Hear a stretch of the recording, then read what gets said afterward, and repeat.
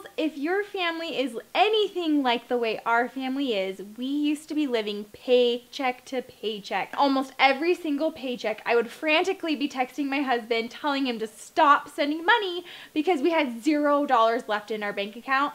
And almost every single time we would get an overdraft. Good news is that eventually we figured out the very basics to setting a budget specifically customized to the way that our family needed to manage our finances in order to start achieving the goals that we really wanted to achieve. Also, I want to share with you the 7 basic steps that you need to take in order to start creating a customized budget based on your family's goals and on what your family holds as the biggest priority, which is going to help you guys stay insanely motivated to stick to your budget.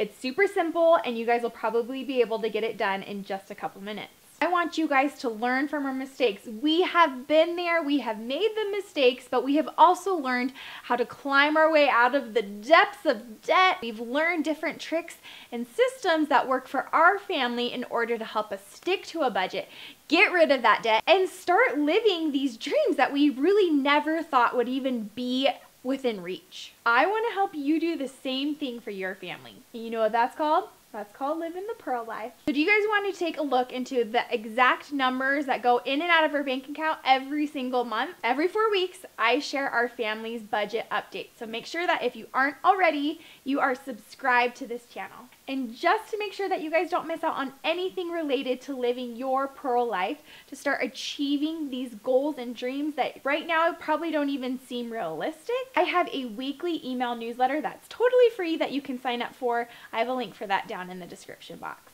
So let's talk about the 7 basics of our family budget and the 7 basic steps to helping you get your family's customized budget started. So first off, you need to know your income. You can't take the first step without knowing exactly how much you are earning as an income. As of right now, and this is continually changing, but as of right now, hubby brings home about $5,000 every month, and then I, with pennies into pearls, bring home about $2,000 a month. In order to meet these goals, hubby needs to work about 2 overtime shifts a month. We try our very best to not have to rely on hubby working on overtime. We have some things that we're currently working on to be able to get to that point where we can fund all of our expenses and spending and savings goals without him having to work so much overtime, because that is not always available and it's not a super dependable way to base our budget. Second thing you need to do is you need to figure out what all of your expenses are. The way we first got started with this is we just used the free website called mint.com. They also have an app. You can link all of your credit cards, your debit cards, your savings accounts, and then you can categorize all of your spending. This is probably going to be really shocking for you guys. When we first did this, we realized that we were spending over $1,000 a month when it was just hubby and I on groceries. So it might be a little interesting for you. Tally up all of your expenses, all of your spending, and then compare it to your income. Is your income larger than your expenses, or is your expenses and spending larger than your income? Hopefully your income is larger, but if not, don't worry, I have a ton of videos. Make sure to check the description box for you guys. Now when it comes to our family basics, in order to cover just the essentials, we need about $6,000 a month in income. How can you start achieving these goals? The first thing we had to do is we had to make room in our budget in order to start putting some money towards savings so we could start working on the goals. Now the biggest, most giant thing for us was we had to get out of $20,000 in debt. If you're still in debt, that needs to be your priority. Number 1, make sure you have $1,000 emergency savings fund. 2, I always recommend getting a full month ahead of your bills. And then number 3, you just cannot move on if you have any debt. So make that your number 1 priority at that point and just get it gone as fast as possible. You're going to probably need to bring in some side hustles, but just remember that it's temporary. And once you achieve this goal, freedom, there's no better word to describe what you will feel or that your bank account is going to feel. Once we got rid of our debt, all of a sudden we started to be able to start doing different things. We got out of $20,000 debt in just about a year. Then 1 year after that, we were able to save enough cash in order to buy our first How? See how quickly things can pick up? Not only that, hubby and I went on this amazing vacation to Costa Rica. If you would have asked us 3 years ago if we thought that we'd be buying our first house, going on these amazing out-of-country trips, I mean, that wasn't even our radar. We didn't even think about it at that point. I want you to start thinking about that stuff now. Get that picture in your mind. Put that picture up on your wall. That is what you are going to base your budget around to help you stay motivated to keep on track.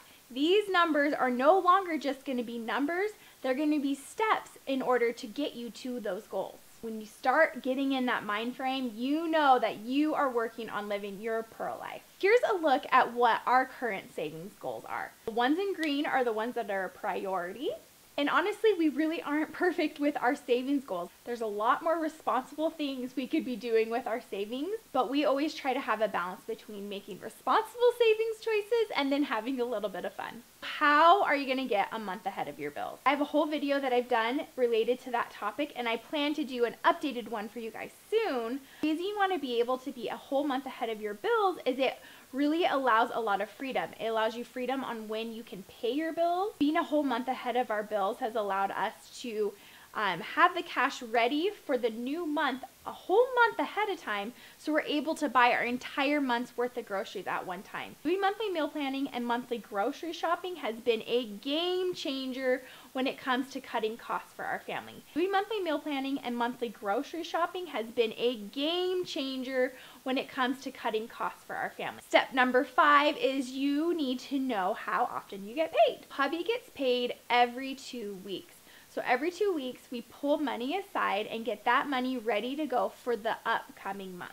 So because we get paid every 2 weeks, half of our bills get money set aside on one paycheck and the other half gets set aside on the second paycheck. Usually what we use my paycheck from Pennies into Pearls for is for any additional expenses that we might have outside of our normal set budget, and then as well as our savings goals. Number 6. Are you using cash? Are you using cash yet?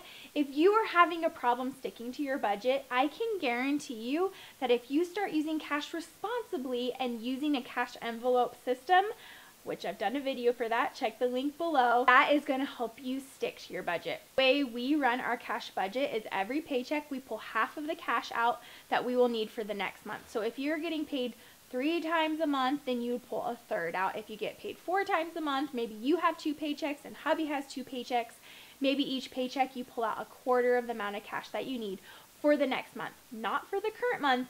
Remember, we're trying to get in the mindset where we're living on last month's income. Then number 7, do you know where every single dollar you're spending is going? We give every single dollar in our bank account an assignment before we even think about spending the money. I've been asked before, like, how do we track our spending? Well, now that we've gotten to this point, we actually don't track our spending.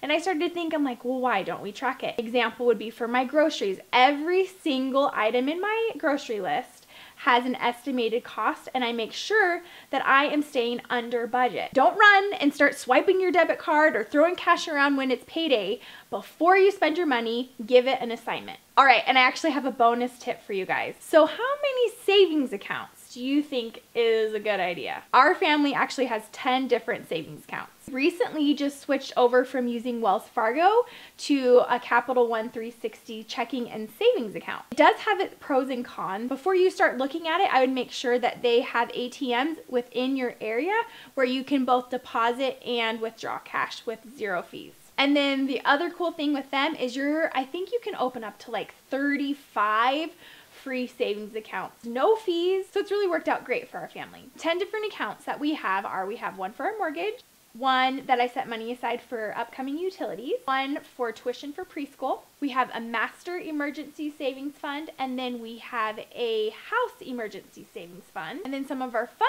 savings goals is we need a commuter car for hubby so he stops driving our big diesel truck. We're also still working on saving some money for this summer. We want to plan a Disneyland family vacation for the spring of next year. And then our 10th savings account that we have is to start saving money for a big giant fun couples vacation international. We're thinking Thailand maybe? international vacation in 2020. So if we start planning and saving for these things now, it makes it so much more realistic. Having a savings account for each different savings goal and expenses makes the whole process of handling and keeping it organized a lot easier. Kind of the rule we have for when it comes to if we're going to have a cash envelope savings for that, or if we're going to do digital.